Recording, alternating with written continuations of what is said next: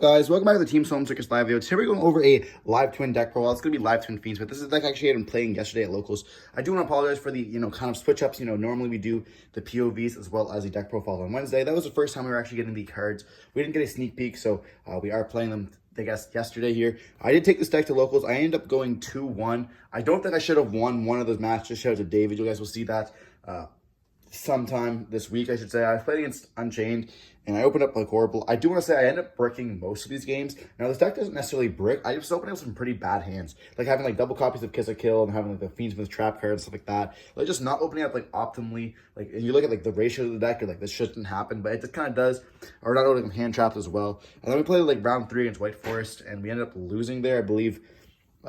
Pretty close to time, if I'm not mistaken, or they ended up like ashing one of my effects when my hand wasn't that good, and I ended up losing that way. But yeah, diving on in. Don't forget to like, comment, share, push channel a lot. If you guys want to see some different decks, let me know in the comment section down below. We're obviously going to show like Malice and stuff like that. Ryzel, Star Ryzel came out, stuff like that. Obviously, everyone knows these decks. I want to show you guys softly something I just enjoy playing.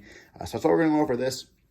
So we're going to start off with the 3 of the Kiss a Kill. This is going to be your best normal summon, and then we are playing the 1 copy of Leela. This could still be an absolutely good card, but you don't need to summon out multiple copies of it.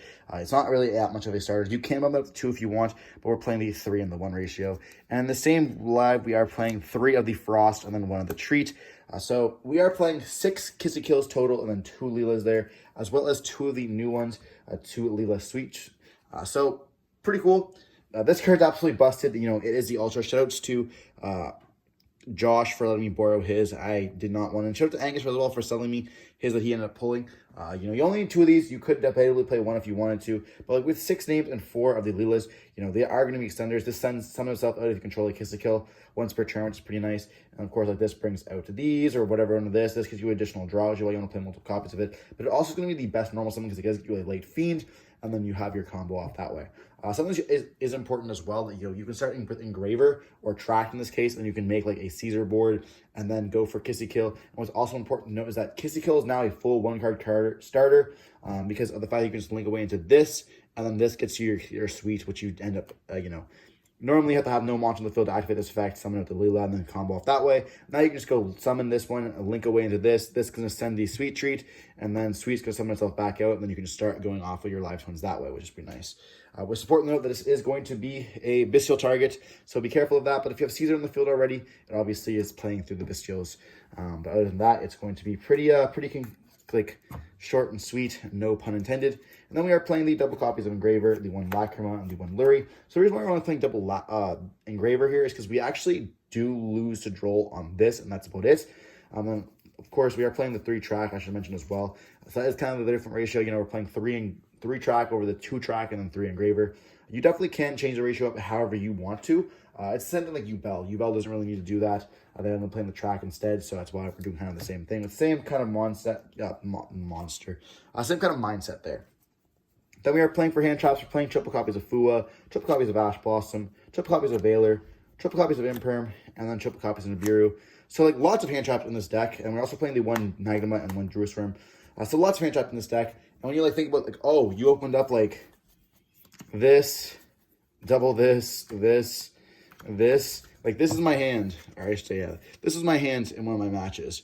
Like I have this hand, which I'm playing 3 of, 1 of, 2 of, and 3 of. When I have all these hand traps, that makes absolutely no sense. Like those are the kind of hands that you end up seeing. You're like, okay, well, this is a crazy hand. Like you would play so many hand traps in this deck, like you should be seeing 2 of them at every single time. But there are times where you just don't because it's variance. But yeah, this is like a very fun deck where you can play the Engravers, you can play your live twin stuff, and you can play heavy copies of the Bestials, and you can just kind of pop off that way, which is pretty nice as well. Then we are playing for spell cards. Consistency cards, really, we're playing 3 Sunny Snitch. This obviously search for your stuff. And then Burns for time as well, which is pretty cool. It makes you gain life.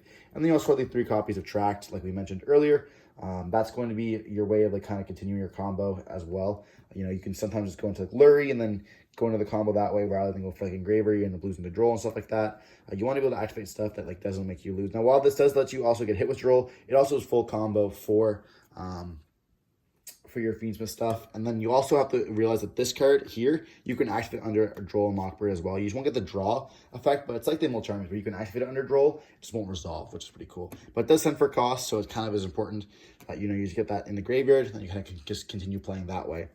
Then for the other cards we're playing, the one copy of the grave, it has to be the alt art with the live twins, or else you're not allowed to play it in this deck. Then we're playing the one copy of Talents, the one copy of Crossout, and the Feast in Paradise.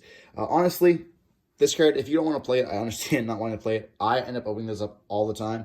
I think that it definitely could be cut, but ultimately this is really good for like layering your, you know, Lacrimas, stuff like that. Having the interruption during your opponent's turn to get hand trapped, obviously is just amazing. I definitely recommend playing it. I feel like you absolutely have to play it. But yeah, now we went to the extra deck here. We are playing the one brand new Kiss to Kill deal. Hopefully we get the other version of it as well, you know, the Leela deal or whatever, and get like the Leela one from the deck, or the Kiss to Kill from the deck, which would be pretty cool. We are playing the 2 Kiss to Kill from the extra deck, 2 Leela from the extra deck, and the 1 Sunny Snitch, or Trouble Sunny, I should say.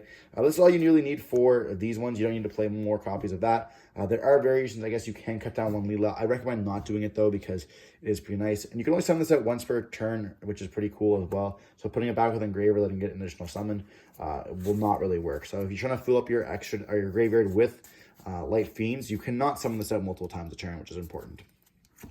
Then for the Fiends package, you're playing the Requiem, the Sequence, the Agumde, and then we are playing the Desiree, the Princess, and the Caesar. That's the full Fiendsmith package. We're not playing the Chaos Angel. You can if you want to, but there's not really a reason to. You can cut the Agumde, but Agumde comes up a little bit as well, being able to get that additional send with Desiree that turn, and can like deal some extra damage. Because a lot of the times, like, you are gonna have like multiple bodies on the field, like, you know, just like Agumde, as well as, for example, the Trouble Sunny. Like, it actually is a lot. So like this is able to like beat, attack something, and then like this will turn into 2 more bodies for 22. This will turn into the Desiree. Like, there is so much you can do with this, which is pretty cool with that like kind of lineup there. Just being like a small package, like you have 2 bodies on the field, but it ends up being like over 8,000 damage, which is cool. And then for other cards, we are playing the 1 Avow. I think this card's absolutely mandatory in the deck, alongside the copy of Gin Buster. This is pretty nice to make with your live twin stuff. You know, having a negate on live is pretty nice. Then we are playing, of course, the Typhon as well for those matchups where, you know, you are going in the grind game. Let's say you get hit with like a hand trap on your Kissy Kills, or you had to start off with like a Leela or your whatever, you know, in your main deck or your extra deck monsters. You slap down a Typhon because you are extra deck locked into Fiends. You slap this down, you're still able to play the game, which is pretty nice. But otherwise, you can cut this if you want to for a Chaos Angel. I just don't think necessarily it's pretty, I don't think it's really mandatory. I think I do prefer the copy of Typhon instead. But yeah, it's going to be the deck profile. Not much to explain. If you guys want to see some more stuff, they're going to be seeing duels with this deck. I'll be taking also the Saturday's locals as well. So I have some stuff like that. We'll obviously see more practice on my belt. But if you think any changes in the deck, let me know definitely in the comment section down below. Stay safe. Peace.